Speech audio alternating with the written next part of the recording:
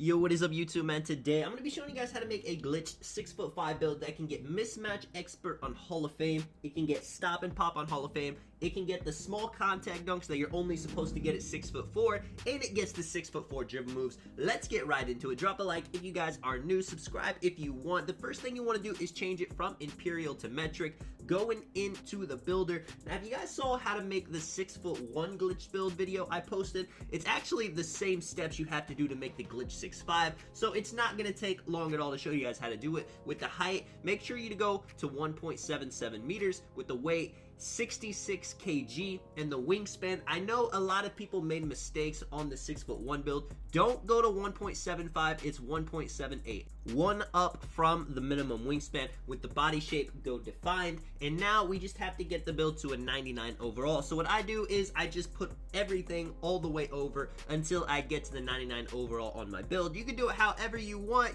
I'm just trying to get it done as fast as possible. So once you do that, you can choose any takeover you would like, make the build, and you're gonna see you're gonna be called an offensive threat. Once you get to this screen, you need to click edit build, and then you need to go back to the main screen by just tapping B if you're on Xbox or tapping circle if you're on PlayStation 5. Once we get back to the main screen, go back to features, settings, change it from metric to Imperial system, and now we are ready to make the build. Now, if you are wanting to do this glitch, honestly, the reason you would do this is if you want to have an offensive 6'5" build. Maybe you see how powerful the 5'7s, the 5'9s are in the park, going crazy with their high three-pointer, and you don't want to be 5'7". Instead, you want to be a bit taller. This is the perfect build for you. So once you get back to the screen, just make sure to go up to 6'5" on the height. You see the wingspan is actually lower than it's supposed to be possible. You have a 6'4" wingspan. That gives you the 95 three-pointer to get stop and pop on Hall of Fame. The weight, 175. We want it medium unless you wanted to have more perimeter defense to get clamps on Hall of Fame, but you're gonna see the problem with that while we're making this build. So first thing, three-pointer 95. You see mismatch expert Hall of Fame,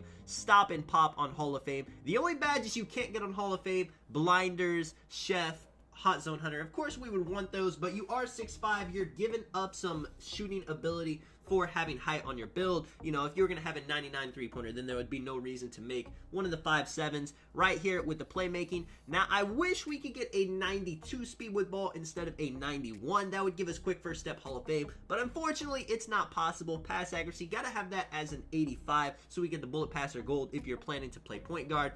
Ball handle, speed with ball, both maxed out. Of course, you wanna have a free throw at least a 70 if you plan on playing pro or rec. Now, here is the problem. So this build could get a lot of contact dunks. You get the small packages if you have an 85 driving dunk on this build, but it's very hard to balance defense and finishing. You see, we want to have the max speed, max acceleration. We are a point guard. The ball is going to be in our hands. Of course, stamina. You know, of course, we can take a few points off that, but it's not going to make too much of a difference. With the perimeter defense, you would think, why not go 85? That's perfect. I get gold clamps. With the steal rating, it's not as necessary to have Hall of Fame interceptor, so you could go to something like 60 to get the interceptor on silver. If you know how to press X when somebody's throwing the ball at your face, you'll still be able to play the lanes. And then you could upgrade block. You're 6'5", you got some height that could give you chase down artists on bronze. But you see, just putting up perimeter defense and steal, we don't even have enough attribute points to get the driving dunk to a 65, which would give us, you know, the quick drops off 1, but it's not giving us contact dunks. You could just ignore defense altogether and just upgrade finishing,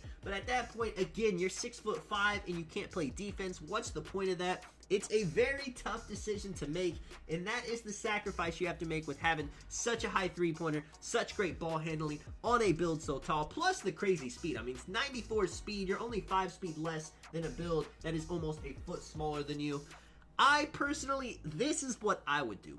I would put the perimeter defense down to get silver clamps, keep the interceptor on silver, and then put up my driving dunk so I have the abilities to get the quick drops. I'm not going to get contact dunks, but I'll be able to finish if I get past my defender. If you're making a 6'5" lock, this glitch really isn't benefiting you. Being a lockdown, you're going to want to have a much higher wingspan. That's going to make it where you can't get the mismatch expert on this build. And if you're playing lock, you're probably playing with another point guard. Now, I'm just being honest with you guys. There's no right decision here, and it's going to be different for everybody. Some people like being more of a lockdown with their builds. Some people like being able to have the ability to dunk. So I am just giving you guys options to do both. Now, with this, I think this is pretty balanced. You can play pretty good defense with silver clamps.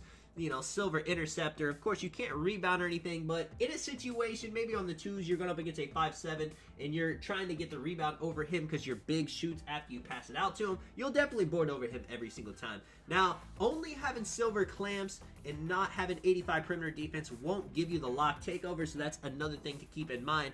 But on a build like this, if you're just going all offense, playmaking, sharp, and shot creating takeover will do just fine. Now, I know some people make this version of this build and they just completely ignore defense. They don't put up their perimeter, they don't put up their steal, they put it all on driving dunks so they can get contact dunks. They have a 95 three-pointer, they have a 91 speed with ball and 94 speed. Let me know in the comments what you guys think. Now, I am never a fan of having my build be so weak defensively, especially having height on it, so that's why I'm not telling you guys to do that. But there are some, you know, very pro-am players, stage players that do that, and they just always have a lockdown. I know most people don't always have a squad they're playing with. Even me, I'll just hop on and play with randoms sometimes. So I want to be able to have a bit of a balance on my build. You know, if I have no defense and my randoms can't play defense, we're probably going to give up 100 points a part game. Taking a look at the build, I mean, everything just super solid. Now, I didn't put my mid-range up. 81 mid-range is honestly going to be plenty. You can fade with that and hit that all day. You have so many shooting badges to help you out. With the finishing badges, of course, limitless takeoff, slithering finisher, maybe unstrippable bronze. Mouse in the house could even be good. Like I said, you're going to go up against a lot of small guards that could just get you those easy layups under the rim over them. It's not like we're going to be going for contact dunks with that, but if you beat your defender, the quick drops off one animation is reliable to give you a dunk every single time. With the shooting, now if you do the college, if you have extra badge points, I would recommend putting it more on shooting, because putting up mismatch expert on Hall of Fame, hot zone hunter on gold, stop and pop on Hall of Fame, sniper on Hall of Fame, the badges start running out really quick. Now you'll also want badges like blinders, Deadeye, Circus 3s is amazing, Green Machine is always good, Lucky 7 if you're playing 1s or 2s. You're not spotting up with this, so catch and shoot and corner specials aren't as important, but of course it never hurts to have extra bad points, to be able to have them on bronze or silver for that boost in those situations. With the playmaking, quick chain on Hall of Fame, unpluckable gold, you're going to want quick first step as high as it can go, tight handles, gold or Hall of Fame, of course, handles for days, Hall of Fame of course, so you're not getting tired. And you see that takes us to 2 playmaking badges. You definitely want to have bullet passer on gold at least, so like I said, you could put tight handles down to gold, put the bullet passer on gold, and that is pretty well balanced. I would still want some badges like needle threader on, you know, hyperdrive, of course, you can put that on silver or bronze just to have it on something. You don't necessarily need it on gold. With the defensive badges, you're gonna want clamps, you're gonna want interceptor. Hustle is more important now, so when you tip those passes, your dude actually tracks it down. You could throw on something like pickpocket or ball stripper. If someone's just driving on you a ton, you could get a poke. Tireless defender on bronze is big too. Let me know what you guys think of this 6'5" build, man. This is Tonic. I will catch you guys in the next one. I'm out. Peace.